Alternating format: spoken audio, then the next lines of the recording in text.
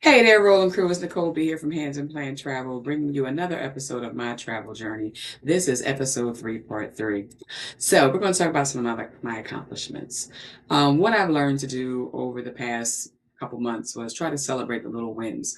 So, the first win that I celebrated was when I completed my training. When I tell you, I was so happy to complete the training, fill out the form so I can get my OA credentials. And those credentials do take a couple days, as I mentioned before. But I was so super excited because now I'm like, okay, I'm a professional. I got this. I went to the bank. I opened up a bank account under my business name. I went and registered with my state. I think I did that earlier on, but I wanted to check and make sure everything was there because I still wasn't sure at one point. Because I kept getting a notice that said filed. I'm like, well, is it there? And is it approved? So finally took the time to call and he said, yes, you're approved. You have your business name. And I did everything that OA wanted me to do. So I was super excited and ready to jump in. So of course, for me, the first thing I did was I jumped on the trainings that I wanted to do for the trips that I had planned. So, as I mentioned before, I jumped into Virgin Voyages, went right in full throttle, just did all the training. Now, mind you, I had been on 3 trips previously on Virgin Voyages, but as I mentioned, being a travel agent is totally different than just being someone who travels. There's a certain level of responsibility that comes over you and a certain level of authenticity. Like I have to be authentic, I have to be real. I can't, try to hoodwink people. Not even like you would, but you just have to give more authenticity. So for me, I was super excited to go in, master the Virgin Voyages program, got to that, top tier, and got my certificate that you get as well. So I was really happy for that. Then because my next trip I wanted to do Royal Caribbean, I jumped in on Royal Caribbean as well as one of the suppliers.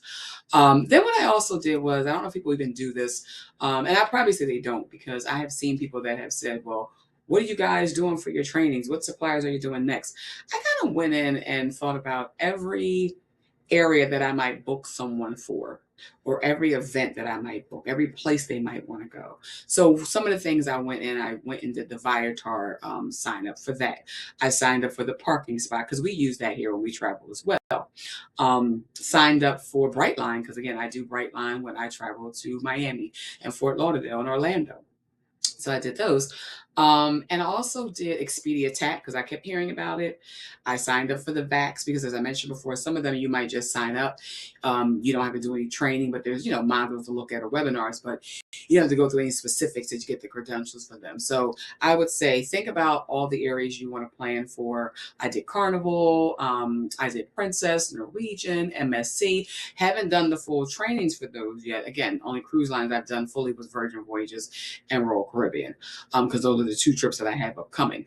But I would say write you a list, and on your OneNote, write you a list, and I'll show that on the next little screen. You'll see the OneNote that I created, and I wrote down every supplier I wanted to look at, and I went in, screenshotted the areas on OA's website, so I know the process. I don't have to keep going back to that screen to see what the suppliers need or what links I have to click to become certified on their site. So I would say do that, and that allowed me again to just really focus on what I wanted to focus on and grab those other areas that I knew I would eventually have to, build someone an itinerary or, plan a trip for someone to one of these places. Or just again, a simple thing as, hey, you want to go on excursion? Hey, use my Viator link so I can get the commission off of that. And that's what I had to do with this last trip I did. But anyway, so those are the things you want to think about after you become an actually official outside agent, travel agent. Think of your vendors, think of your suppliers. Once I did the training, I did become definitely more confident in my skill set. Again, it's a different mindset. The hardest part was probably just truly understanding the booking process and kind of going through the videos over and over again just to make sure I've grasped it. Once I had my first booking in Virgin Voyages, like, oh, I got this. So, and I did, I had it because again, I knew the dynamics of Virgin and all the, bells and whistles, and their system wasn't that difficult to, maneuver, manipulate in. But I was glad when I did it. So, again, at that point, once I set my group travel up for Virgin, and then, people started coming in and doing things, made me, feel like a real travel advisor. So, for me, I celebrate those small wins. So anytime you get your first booking, celebrate the small win, whether it's, give yourself a cookie, have a glass of wine, have a beer, whatever it is that makes you, feel happy because you've accomplished something. You've actually set out one of the goals that we outlined earlier, and you've got to the point where, hey, I've now booked a trip or a group or what have you. So, be happy, be joyful for that. Um, those small wins, like I said, do really matter. One of the things I will say, my biggest takeaway though, from all this training is that this training is never going to stop. I mean, I'm at the point where I just like want to take a week or two off of work and just focus on training, my real job, put that way, or my primary job. I say real job, my primary job, and just sit down and just go through some of these trainings because you will be bombarded with so many emails, and not that they're bad emails. They're emails that you're like, oh my God, I want to sit in on this webinar. I want to learn X, Y, and Z. This group is having this. I want to go here. I want to do that. And it can feel like a lot. So, what I've learned to do is say, hey, I know I can't do everything all the time. So let me focus on the ones and twos that I can do and then go back and create a list. Because a lot of these trainings that they have, whether it's an OA training, a TLN training, a travel agent training from another, if you subscribe like those off, I don't say off brand, but like those people that have like different webinars and things, even things like Royal Caribbean, different cruise lines, different vendors, they have most of their trainings are recorded. So you can always go back and look at them. So I kind of wrote myself out a plan to say, hey, this is what I want to learn because I've booked what I need to book, or I'm booking what I need to book, and this is what I want to learn going forward. So you definitely want to, take that time to really think about what it is you want to learn, so that way those emails don't become like so overwhelming. And you may even try to, start putting them in folders. Like that'll even help because that way you can go back. Because a lot of times you'll get so many emails from different people, personal and business. So I do suggest that you separate your personal email from your business email. That way all your business stuff is in one place. I somewhat have two separate spaces right now, for specific reasons and what have you, but I'm going to combine them eventually into one. But in those spaces, I would say that you should at that point create folders for each one. So when you get your Royal Caribbean stuff, you could just put it in that folder. Then you can round back to it. Some things you might delete because they might be old. Even like the promotions, they'll come through consistently or what have you. So again, it's going to be a little overwhelming, but I've learned that the training does not stop just because you got your certification. So you want to make sure that you keep on pushing through.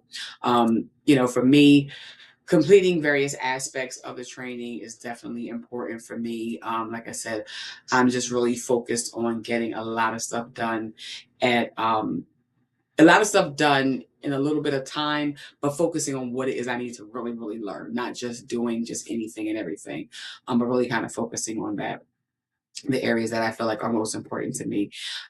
Because again, you'll get to that point, and if you saw my travel agent blues video, you'll be like, oh my God, this is horrible. What am I doing? This is too much. I'm frustrated. You'll get into this whole downtrodden feeling and you'll just want to give up. But I would say keep pushing, because the one thing is you'll never know, how great you are until you try. You also never know when someone's going to come to you for an additional request. Like you might be focusing on cruises in the beginning, and then someone might say, hey, well, I want to go to Rome. And you're like, oh my gosh, I don't know how to plan this trip. So, focus on those things as well. When you join the Facebook groups as well, do screenshots of different questions that people may ask, because I find some of the questions really, helpful. So I kind of put them in a folder as well to go back to and take my notes. So like I said, it is a lot of training. It's going to be a lot of work, and I do realize that. What I realized also too is that, training doesn't make you an expert overnight, but it did give me the confidence to keep moving forward and to keep pushing forward and to keep, learning more as I go. As I mentioned before, my goal isn't to be better than someone else today. It's for me to become a better person than I was yesterday, and then surpass what I thought was, even possible for me. So I'm hoping by this time next year, I can come back and say, hey, I've got 9 trips that I did on my own, and then I got 10 trips I did for friends. So take your time and, don't rush it or what have you. But definitely, think about what it is you, want to focus on. And when you get to that point, after you get that credentials, kind of hone in on that. It's so important to do that training before you decide to take these groups and start booking for people, and you haven't even done a lick of training. I cannot tell you again how many times I read these questions and I'm like, did you guys do the training? Why would you take on such a responsibility knowing you're not able to do it? And, one of the things I would say is that connect with other people, like in the group, connect with these, get a mentor maybe, or someone who seems to have a plethora of knowledge, and just maybe shoot them a question every now and then instead of asking the masses, because you'll get that, that build that relationship. And who knows, one day you guys can collaborate on a trip or what have you. So just, my little 3 cents on, you know, my accomplishments or what have you on this episode 3, part 3. So now that, the training's in the way, it's really time for me to start building something that's truly for myself. So in the next episode of my journey, I will show you how I started building my travel brand, from actually creating my business identity, laying my foundation for my hands and plan travel, building my website, learning how to build the website, because that's very, very important. Whether you go with your outside agents, or you go with, with that GoDaddy and Wix and other places, it's still a process to learn how to, create that website.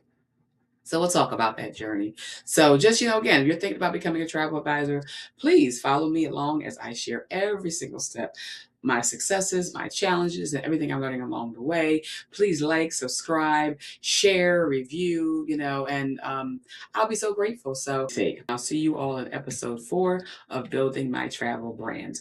Until we roll to our next adventure, or until I make my next video, have a great day.